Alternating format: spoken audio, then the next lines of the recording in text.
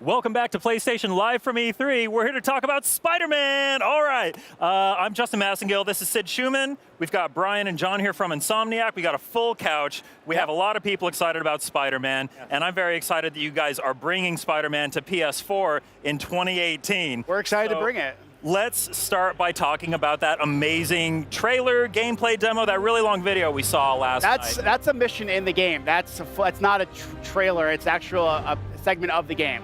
Yeah, so we saw a lot of crazy Spider-Man high-flying acrobatics.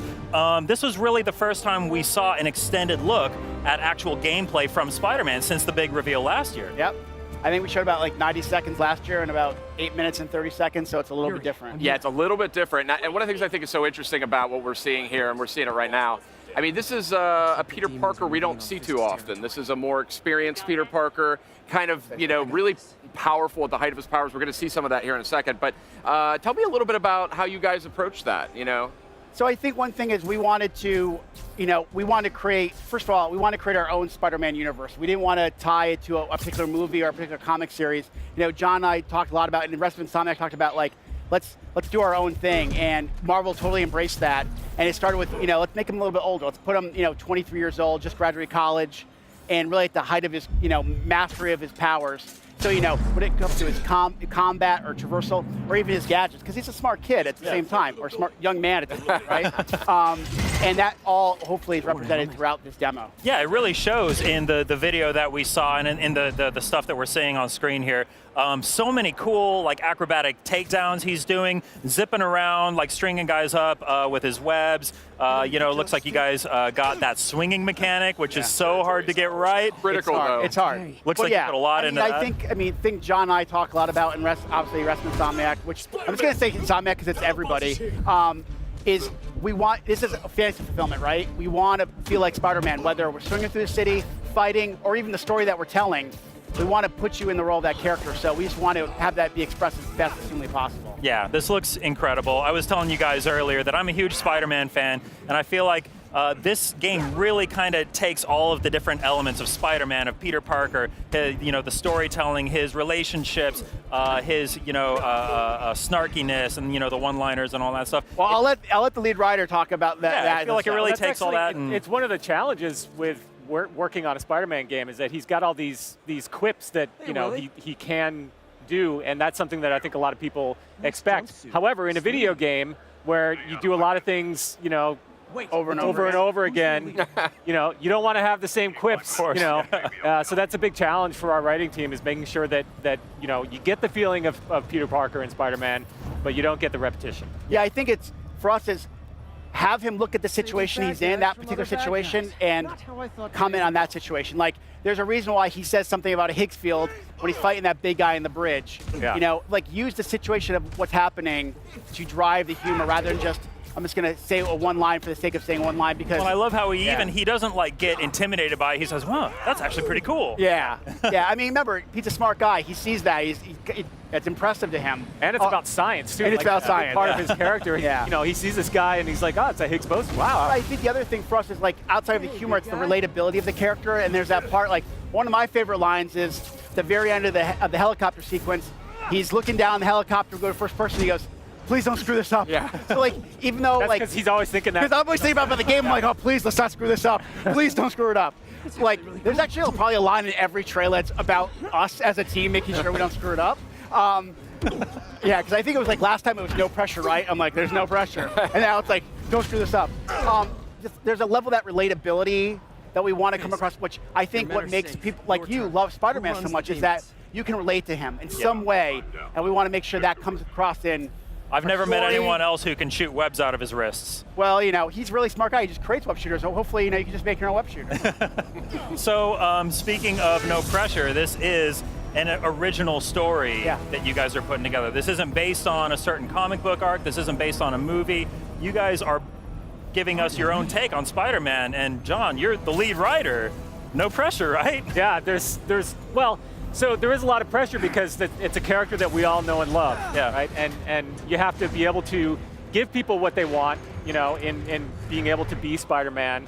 But you also want to have something new and fresh so that you're not just experiencing the same movie or the same comic storyline that you had before. Yeah, two things really drive us, I think, on that element is, one, like you said, everybody knows Spider-Man, so we want to respect the tradition of the franchise. We want to stick to that DNA, but at the same time, we also want to surprise people. Yeah. And then the other thing is, you get a hint of it in the demo, but as we get more into the story is this idea that the best stories when it comes to this character are when Peter's world and Spider-Man worlds collide. Yeah, yeah. And you saw some of that a little bit in the trailer where when he shows up at the top of that bridge, that tower, he says Martin Lee. He doesn't say Mr. Negative, because for him, he's like, Martin Lee, I know that guy. He runs the feast shelter. My Aunt May, works at the feast shelter. So you're seeing that collision of his two worlds. And we feel like that's something that's driving us across the entire experience, and we'll make a great story at the end of the day. Yeah, that's really the bedrock of the whole story Yeah. is Peter Parker and Spider-Man. Make sure that we represent both. I got to just remark on this incredible footage here. And I mean, just to clarify, this is an open world game. Yes, I mean, yes. worth just confirming that for the record. Yes, it is an open world.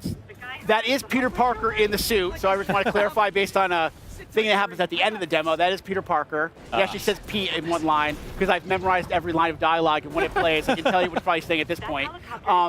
Yes, it is. You will have freedom to explore the city. It's big.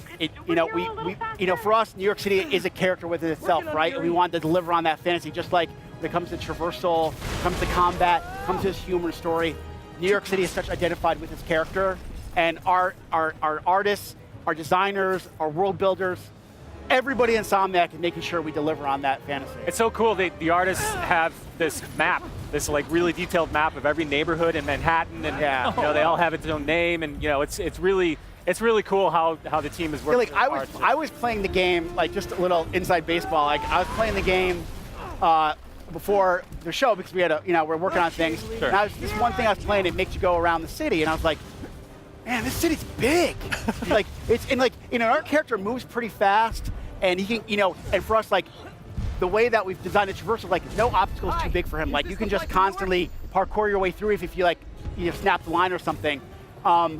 And it just feels like a big place I want to explore, and we're definitely going to deliver on that. A big city that looks really fun to explore because you're Spider-Man. Yeah. And it looks like you guys really nailed the swinging mechanics and the wall running and all that stuff. Yeah, we definitely want to, level accessibility with like, hey, I want to feel like Spider-Man right away, but then there's that extra level of stuff that we're doing behind closed doors that like, you can vary up how you get to that helicopter. Oh, nice. You saw certain people perch, you can just run up walls. That turn that he does around the corner, that's actually the character, the player saying, I'm going to run alongside this wall, and then I want to do a sharp turn. Just press right on the D-pad, and boom, he does that swing around. Nice. If he hadn't done that, he would just kept going down the other street. I need to figure out where you guys are doing this, and I need to get in there. Yeah, I mean, it's a level of like, we want you to jump in and feel like Spider-Man, but then we want to have those levels of like, when I see like someone like Scott, one of our project managers, play the game, I'm like, I want to play like that. Okay, last question from me. We saw Martin Lee, Mr. Negative, last night. Is he the antagonist of the game? This is the first time we've really seen a villain, or like, what's the deal? I'm glad you brought up Martin Lee, aka Mr. Negative, because one of the things we talked about unique Spider-Man universe, right? And part of that journey for us was say, we want to have some classic characters that people really know really well, like Wilson Fisk, Kingpin, who we saw in that. And our game actually starts with taking down Kingpin and this new group, but also having characters you may not know about, they're newcomers, like Martin Lee, Captain Yuri Watanabe, who's talking to you on the phone. We want to have a good mix of them. So Martin Lee has a very big part in the game, but we have a very big cast. We've kind of just scratched the surface of the story. It's a big story. Like, I was presenting to somebody a couple weeks ago, and I just sat back and go, that's a pretty big story. There's a lot of things going on.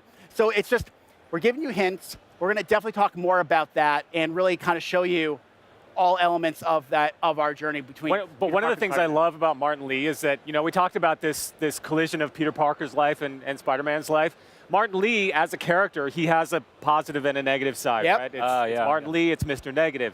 And thematically, that's really fun to play with in the story. That's a classic superhero trope, too, I mean, there's a lot of other characters, but I think Spider-Man kind of uniquely tackles that. Yeah, I think what we noticed is his best villains throughout his years, the ones he has some type of connection with. Dr. Octopus. And I don't want to say any name because then it's if people go, oh, he's in the game or she's in the game. But we I'd be know the really names. careful. We know the names. Yeah. But I think it's when he has that connection to that character as Peter, it just means a lot more. It makes for a better journey as you're playing this game. Yeah, that's right. So you guys are coming out in 2018. Yep.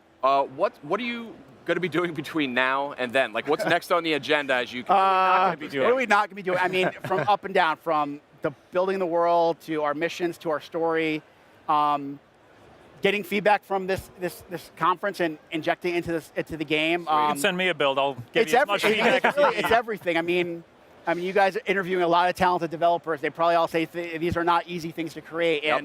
And for us, we know how important this character is. Yeah. It's important to me. I mean, I grew up with this character. Like, I've been telling people, like, my mom used to give me my Spider-Man action figure because it was the only thing to distract me when she was shopping in a store, and I'd create these scenarios with the action figures. To now, today, watching all those movies and TV shows. And this is the ultimate realization of you getting to play with that Spider-Man figure. I mean, we talk about, power and responsibility. At Insomniac, we feel a lot of responsibility to make this as good as people want it to be. And it's a lot of stress. It's a lot, but we're so excited to work on it and really humbled to be able to have this opportunity. And we also do a lot of iteration too. Like you asked what we're going to be doing. Ton. We're going to be redoing stuff. Oh, yeah? And making sure we do it until it's great. So it's going to look even better, in other words. Oh, yeah. I mean, I think you see the difference between last year's trailer and this year's trailer. For sure. I mean, I think you're definitely seeing improvements across the board, and that will continue as development goes on. And speaking of how it looks, I was just checking out the trailer earlier on PlayStation's YouTube channel. It's in 4K there. Yep. And I know you guys are doing a lot of support with PS4 Pro, so just give me a quick overview so of that. actually we are showing the game. We are in our demos. We're showing it in 4K, running on PS4 Pro, HDR support. Awesome. Nice. But I will tell you, like, I play the game at my desk and a regular PS4, and it looks great. I have no doubt. It just looks great. So I think both versions look fantastic. Good stuff. Yeah. Awesome. Well, I couldn't be more excited that Insomniac is working on a Spider-Man game. It's a match made in heaven. Comes out next year. That's Spider-Man coming to PS4, has PS4 Pro support, 4K HDR, all the bells and whistles. Brian, John, Sid, thank you very much for joining us. Thanks for having us. Thank you. And stay tuned. We'll have a lot more coming up on the PlayStation Live from E3. PlayStation